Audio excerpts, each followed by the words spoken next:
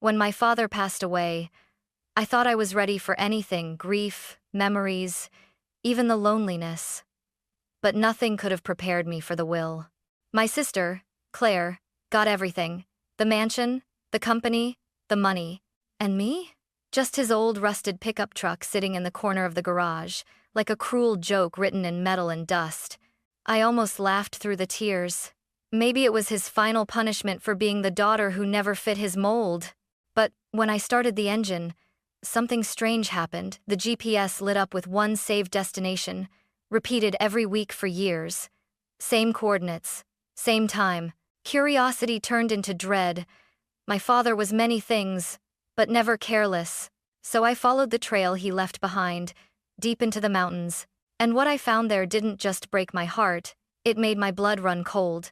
I'm Emily Carter, 29 years old, a registered nurse who's spent most of her adult life patching up other people's pain while quietly bleeding inside her own. When the lawyer called us to his office, I didn't expect much. My father, Richard Carter, had never been a man of warmth or sentiment.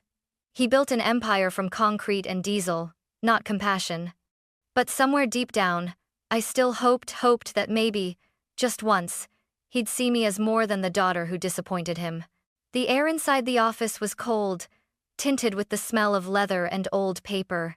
My mother sat beside me, her fingers trembling as she clasped a handkerchief. My sister, Claire, looked flawless as ever, hair perfectly styled, expression unreadable.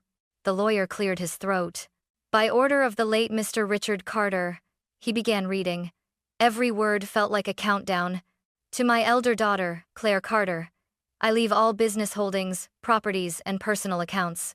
Claire leaned back in her chair, lips curving into that small, victorious smile I knew too well. And to my younger daughter, Emily Carter, the lawyer hesitated, scanning the page as if wishing the words away.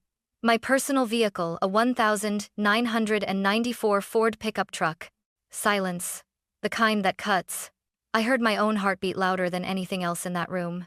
Mom flinched, but said nothing. Claire turned to me with that sweet venom in her voice.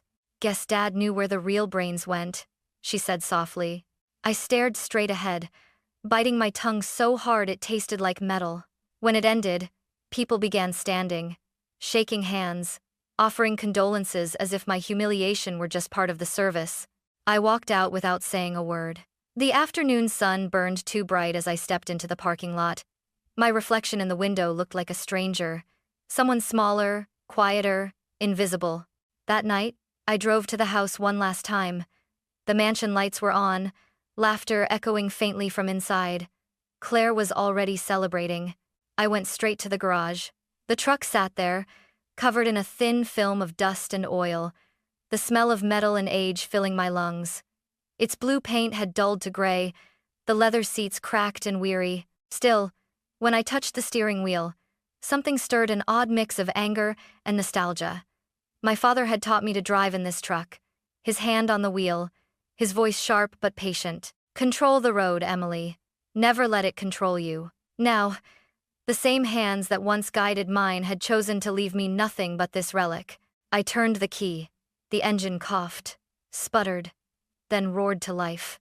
Dust swirled through the garage, and for the briefest moment, it felt like he was still there watching. Then the GPS screen blinked on, and everything began to change. The glow from the old GPS flickered across the dashboard, faint and blue against the cracked leather. I didn't even know these models could still hold data. But there it was, one saved destination, burned into the memory of the machine. Dear Haven. Last route completed, 47 times. I frowned. Deer Haven? I'd never heard of it. I pressed the screen again. The map zoomed out, showing a snaking road leading deep into the mountains northwest of Denver. The trip log said he went there every Friday. Same hour, same route, for years. A chill ran through me. My father wasn't the kind of man who took mystery drives. Every move he made had a purpose, a pattern. I leaned back in the driver's seat, staring at the screen. It was absurd, this truck, this route, this secret. Yet something in me refused to let it go. Maybe it was anger. Maybe curiosity. Maybe I just wanted to find one reason he'd thought I was worth remembering at all. I rummaged through the glove box, looking for a clue, old receipts, inspection papers, his usual neat handwriting. Nothing. Then, tucked behind a manual, I found a folded piece of paper. It was a map, hand-drawn in pencil, edges worn, the lines fading. A single X marked a location in the mountains, almost exactly where the GPS coordinates ended. I felt my pulse quicken. When I stepped out of the truck, cold air hit me like a warning. The night was still, too still, as if holding its breath. Inside the house, Mom sat by the kitchen table, staring blankly at her tea. She looked smaller than I remembered. "You were quiet at the lawyer's office," she murmured. "Are you okay?" I hesitated, then forced a smile. "I'm fine, Mom. Just tired." She nodded, but I could see the worry in her eyes. Before going to bed, I glanced at the framed photo of us on the hallway wall, Dad in his usual suit, arm around Claire, his hand resting lightly on my shoulder like an afterthought. I whispered, "Why, Dad?" But the silence offered no answer. That night, I couldn't sleep. I lay awake replaying the image of that map, that single X calling to me. At 2 a.m., I sat up, grabbed my phone, and typed the coordinates into Google Maps. Deer Haven. Population. 0. A forgotten trail closed after a landslide years ago. So, why did he keep going there? I picked up my phone again and called Claire. She answered on the second ring, her tone sharp. "Emily, it's the middle of the night. What do you want? Do you know anything about Deer Haven?" A pause. A long one. Then, "No? Why?"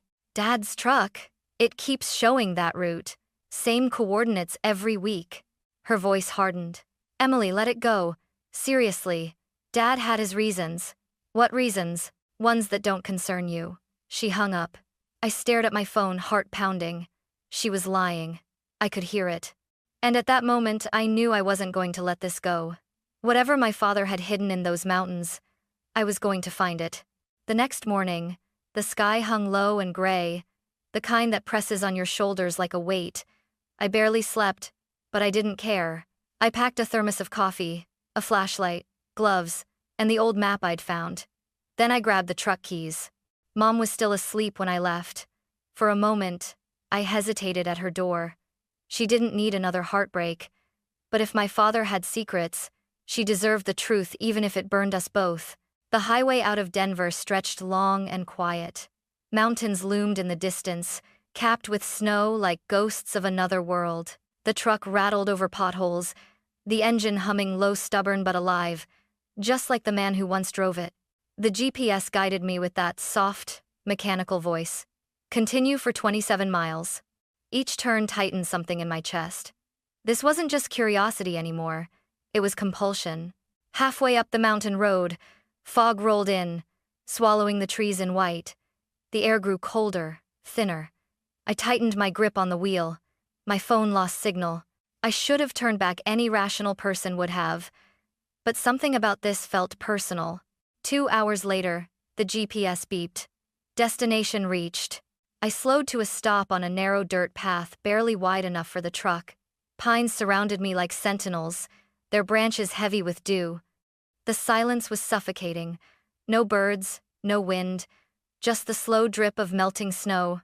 I stepped out, boots sinking into the damp earth. The air smelled of pine and rust. Somewhere far off, I heard a creek murmuring beneath the fog.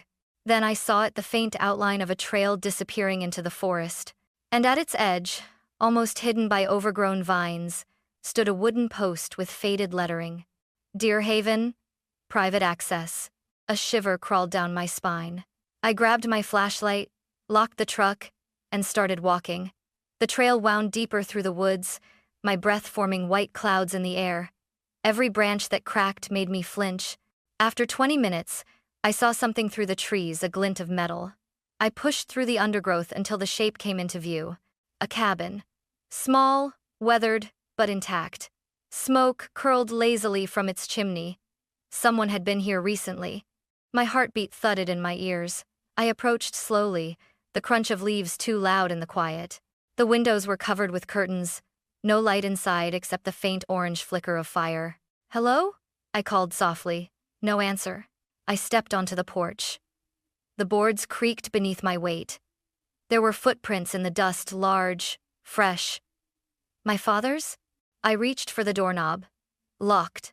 Circling the cabin, I found a shed attached to the back, the door half open, hinges rusted. Inside were tools, gas cans, and something else, a padlock trapdoor set into the floor. My pulse quickened. Whatever was hidden here wasn't meant to be found. And yet, I knelt down, brushing dirt from the cold metal. The padlock was old but recently used. Someone had been coming back. Someone who didn't want this secret to ever see daylight. I stared at the trapdoor, the padlock gleaming faintly under my flashlight. The shed smelled of gasoline, rust, and something sour like old blood soaked into wood. My throat tightened. Every rational thought told me to leave, drive home, forget this place ever existed. But my father had driven here 47 times. There had to be a reason. I found a rusted crowbar leaning in the corner, probably left behind decades ago. My hands shook as I wedged it beneath the lock and pried. Metal groaned. Then, with a sharp crack, the lock snapped. A deep exhale escaped my lips, half relief, half regret. I pulled open the door. Cold air rushed out, sharp and metallic, brushing against my face like a warning. The flashlight beam cut into the darkness below.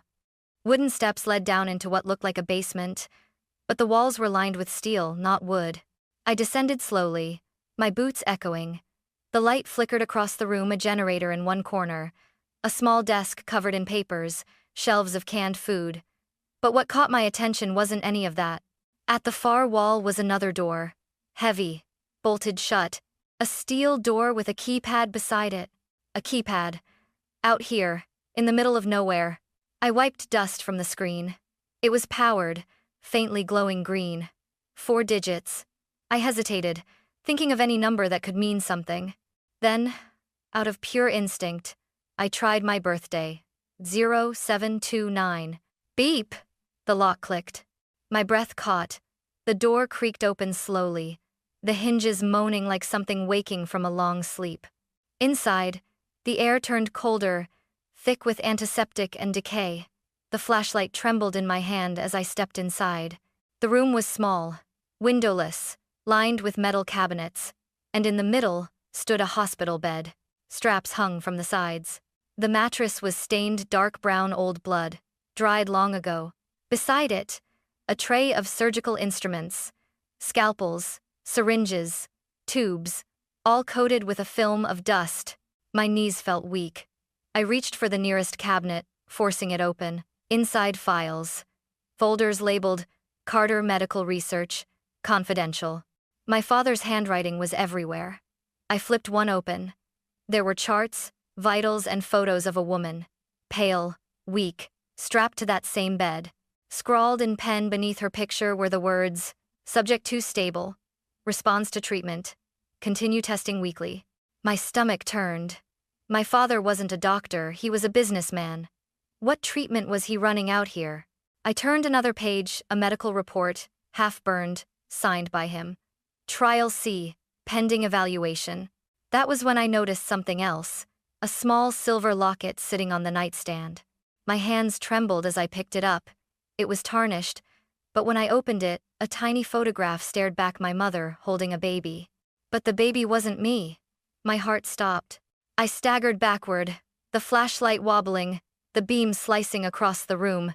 That's when I heard it, faint, but unmistakable, the sound of tires crunching over gravel outside. Someone else was here. The sound of tires on gravel sent a bolt of panic through me.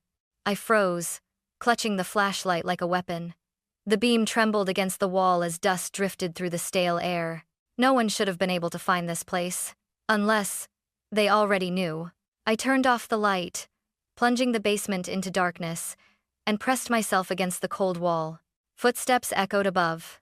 Slow, heavy, confident. Then a familiar sound, the creak of the cabin door. "I told you to stay out of this."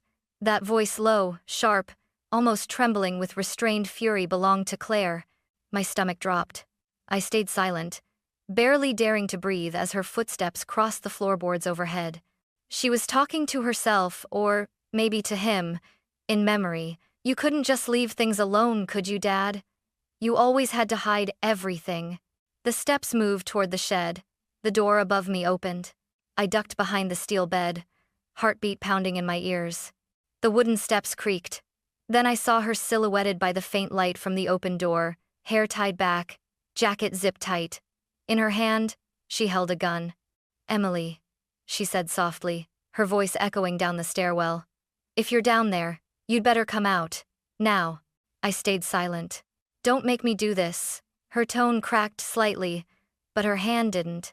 I could smell her perfume now, expensive, familiar, the same one she'd worn the day of the will reading. That memory twisted my gut. I stepped out slowly, raising my hands. "Claire, what are you doing here?" Her expression didn't change. "Cleaning up Dad's mess." Again. "What mess?" I demanded. "You knew about this, didn't you?" She sighed, lowering the gun just a fraction. "You wouldn't understand. He was trying to fix something that shouldn't have broken." "What are you talking about?" Claire's eyes glistened, anger, grief, and something close to fear. "The woman in those files? She wasn't some stranger, Emily. She was Mom's twin sister." The words hit me like a slap. "What?" "Dad tried to save her after she got sick. Experimental treatments. Illegal. He said he could bring her back." Her voice dropped. "When it failed, he buried it all here. The lab, the body, everything. And I helped him." I took a shaky step closer. "You helped him?" "He said it was for family," she said, her lips trembling. "For blood. But when he realized what he'd done, he couldn't live with it. That's why he left the truck to you." "Why me?" I whispered. "Because he knew I'd keep the secret," she said bitterly. "And you wouldn't."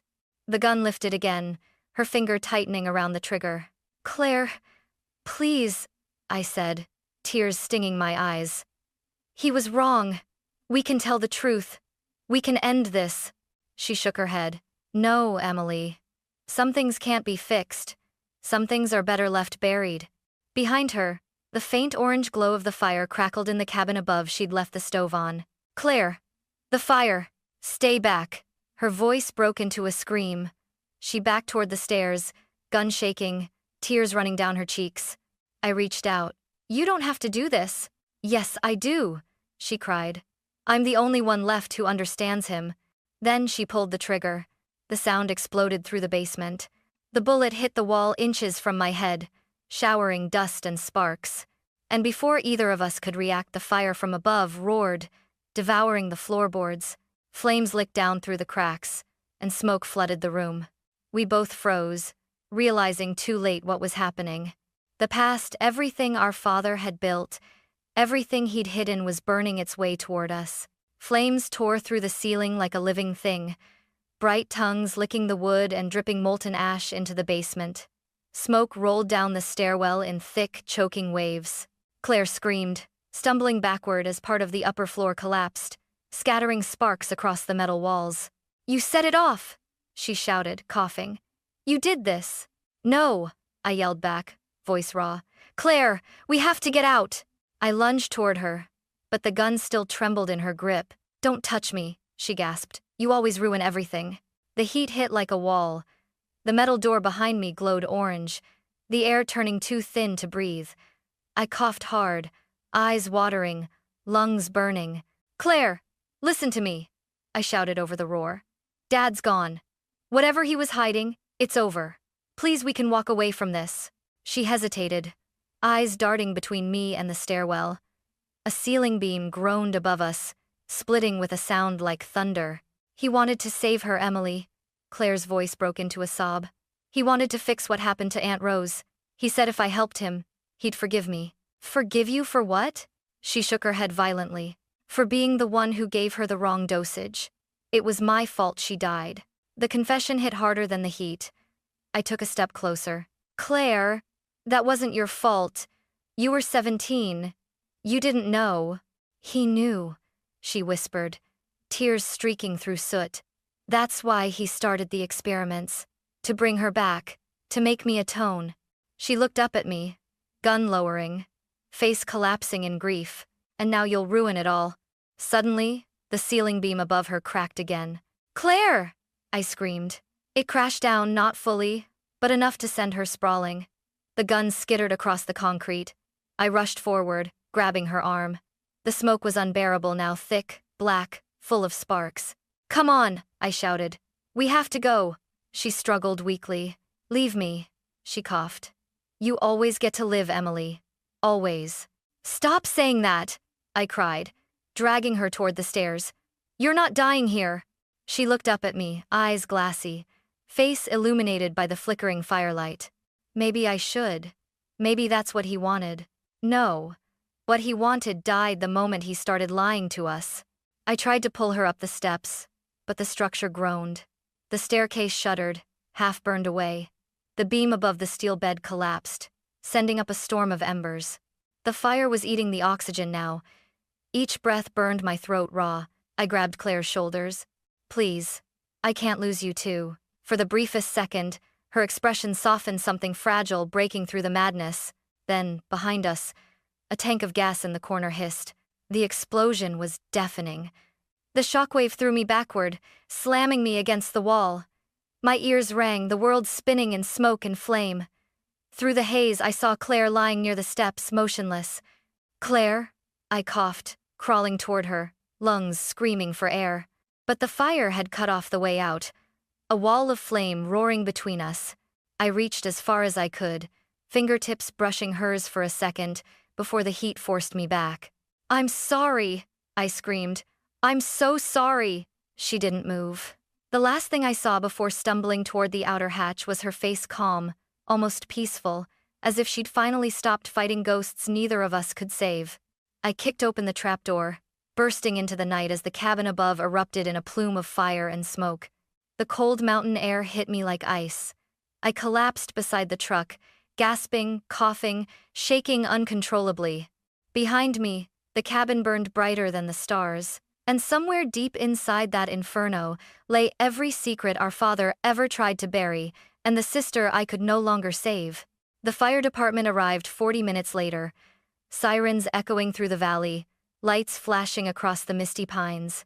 I sat on the gravel, wrapped in a blanket I barely felt, staring at the burning cabin as firefighters rushed past. Their voices blurred into static. "Structure's unstable. Watch the back wall.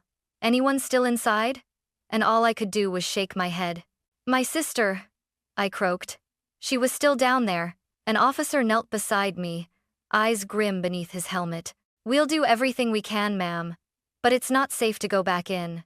I nodded numbly, clutching the blanket tighter.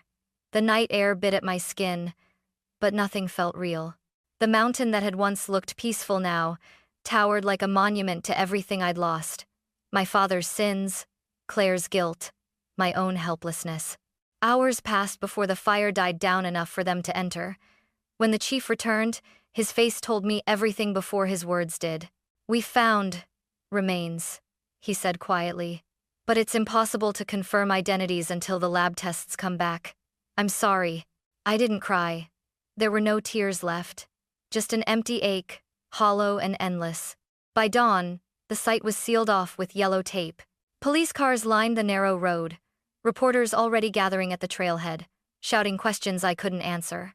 "Miss Carter, is it true your father was involved in illegal medical experiments? Was your sister a suspect? Do you believe this was an accident?" I said nothing, just stared at the smoke curling into the pale morning sky. 2 detectives questioned me for hours at the Ridgefield precinct. I told them everything: the will, the GPS, the files, the lab. My voice cracked when I described Claire. They exchanged glances, writing notes. "You're saying your father and sister conducted medical experiments without a license?" "Yes." "Do you have proof?" "Not anymore." I gestured toward the window, where the black plume still smudged the horizon. "It's all gone." When they finally released me, I drove home in silence. The truck's engine hummed softly, like an echo of him, of all his secrets following me. Mom was waiting at the door when I arrived. Her eyes widened when she saw the soot, the cuts on my hands. "Emily, what happened?" I broke, then really broke. The words spilled out like floodwater, ugly and unstoppable. I told her everything. The basement, the experiments, the fire, Claire. When I finished, Mom sank into a chair, pale as the moon. She pressed a hand to her mouth. He promised me it was over. she whispered. He said he stopped after your aunt died. He didn't stop, I said softly. He just hit it. She looked up at me, eyes red and glistening. And Claire? I swallowed hard. She didn't make it. Her sob filled the room, small, broken, the sound of something finally giving way. I knelt beside her, wrapping my arms around her shoulders. For the first time in years, we clung to each other, no lies, no pride, just two survivors holding the pieces of what remained. That night, I stood outside, watching the horizon fade into darkness. The stars were faint behind the drifting smoke. I could still smell the fire on my clothes, feel the heat on my skin. I whispered into the cold air. It's over, Dad. Whatever you tried to fix, whatever you destroyed, it's over. But even as the words left my mouth, I knew the truth. Some fires don't die when the flames go out. They live in your blood. And mine would never burn clean again. 6 months passed before I could drive back up the mountain. By then, winter had melted into spring, and the road to Deerhaven was open again. The air smelled of wet soil and pine sap. Birds sang where the sirens once screamed, but the cabin was gone. All that remained was a blackened patch of earth, a twisted heap of metal, and a single concrete foundation scarred by smoke. I parked the old truck a few yards away. It was still the same vehicle my father had left me, battered, loyal, and heavy with ghosts. When I turned off the ignition, the GPS screen flickered to life for just a second, as if waking from sleep. The last route glowed faintly on the screen. Deerhaven. I pressed delete. For the first time, it stayed blank. The wind whispered through the burned trees as I walked across the clearing. Every step crunched on broken glass and ash. Somewhere beneath this ground were the secrets that had destroyed my family, my father's obsession, Claire's guilt, my mother's heartbreak. I knelt, pressing my hand to the cold soil. I forgive you, I whispered to him, to her, to myself. The words trembled but didn't break. When I got back to Denver, Mom had started tending a small garden behind our rented house. She moved slower these days, but there was a peace in her face I hadn't seen in years. Sometimes, when I helped her plant new flowers, she'd glance at me and smile sadly. You look more like your father every day, she'd say, and for the first time, it didn't hurt. I found work at a community health center, nothing fancy, just a small clinic where I could use my hands for something good again. I treated people who reminded me of us, the broken, the tired, the ones carrying invisible wounds. In their faces, I saw a reflection of what my family could have been if love had been louder than pride. Every night after work, I drove the old truck through the back roads outside the city. The hum of the engine was steady, now comforting. Once, I would have traded it for anything else my father owned. Now, it felt like the only honest thing he'd ever left me. One evening, as the sun dipped behind the mountains, I pulled over and sat on the hood, watching the horizon fade into amber and violet. The air was cool, the kind that carries both promise and memory. I took out the silver locket I'd rescued from the basement, the one with the picture of my mother and the baby that wasn't me. The metal had darkened, the hinge nearly rusted shut, but I still wore it.